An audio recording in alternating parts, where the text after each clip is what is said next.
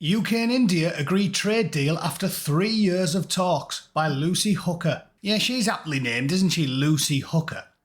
Because she works for the BBC, which means I'd trust a hooker, a downtrodden meth head, gambling addicted Las Vegas hooker, over somebody who works for the BBC. So I'll read you some of the story and then give you the actual news, because I'm sure this version of it isn't. No. They don't do news at the BBC. They do thinly veiled propaganda of the worst kind.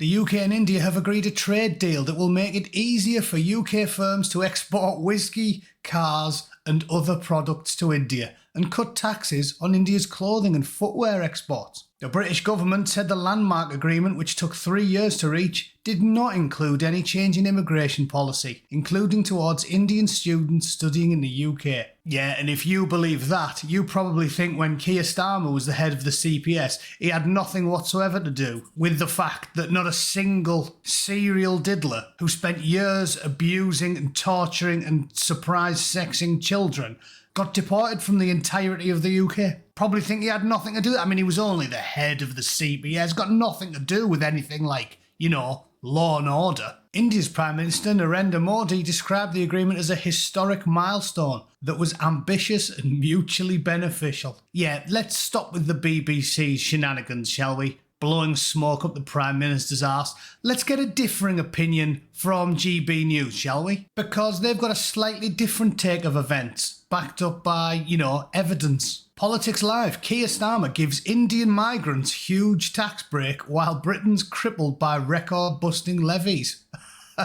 Slightly different take on events from GB News. Surely they're just making it up, aren't they? Surely there's no hard black and white data that suggests they are giving Indian migrants massive tax breaks and preferential treatment over everybody else. Sir Keir Starmer has been accused of giving Indian migrants huge tax breaks after today's historic trade deal provided national insurance exemptions to professionals moving to the UK. Ah, I see. So you have to pay national insurance contributions, to make sure that Somalian pirates can use the NHS that they've never paid a single penny into, while you, who's paid national insurance contributions for 27 years, can't get an appointment for love nor money. And, your parents and your grandparents and your great-grandparents, I mean, they've all paid into the system, haven't they? But you can't use it because Akbar has got a nasty machete wound on his thigh that needs treating. Totally fair. Definitely fair play, that, isn't it? You pay, he uses it. Makes loads of sense.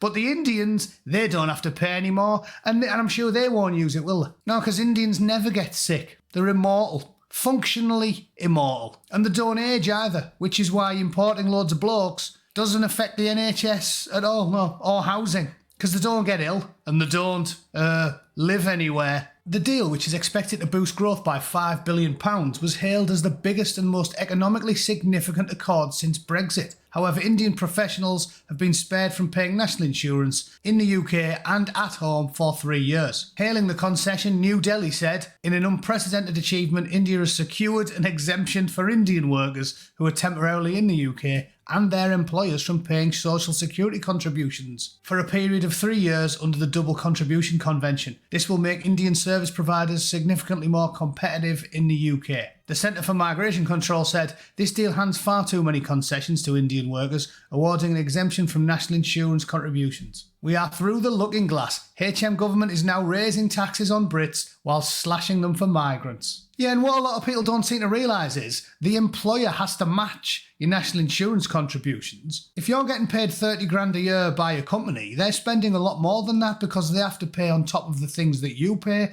So think of this. I mean, I know that this is going to sound a bit crazy and out there. This is rocket science because nobody in the Labour government or any of the socialist, wet, woke, lefty parties can do this maths. But if a prospective employer knows that hiring you is going to cost them 20% more than hiring a little Indian fella, then what possible motivation do they have to hire you and your kids? Once again, it seems like these are sort of, what would you call them? I'm sure there's a word for this, where you sort of encourage hiring people of one race and discourage hiring people of another.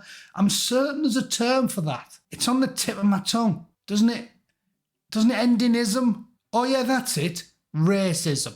That's what the British government's doing. Promoting it, but not in the way it's conventionally used. No, they are promoting overt racism amongst all of the movers and shakers in the United Kingdom. And you can't even blame the companies, can you? Because if I was a prospective employer and I knew hiring Gary from Leeds was going to cost me 40 grand a year, or hiring Gupta from New Delhi was going to cost me 25 grand a year, who do you think I'm going to go for? This is just more of the same divisive, militant politics from the current British government. I mean, how has it not sank in? I've talked about this loads of times. If they purposely turned a blind eye to the industrial scale torture of English children because they didn't want to seem racist, why do you think they'd balk at merely not wanting you to get a job? There's nothing worse than what they already did. Nothing. There's nothing worse than the industrial scale torture of children. If they're willing to do that, they're willing to do anything. We have an overtly hostile force occupying the United Kingdom. The Houses of Parliament and Lords and the judiciary in the United Kingdom is dead set against you. They don't have mere distaste for you. They hate you, you working class scum. Has this not sank in yet? If it hasn't, it should have done.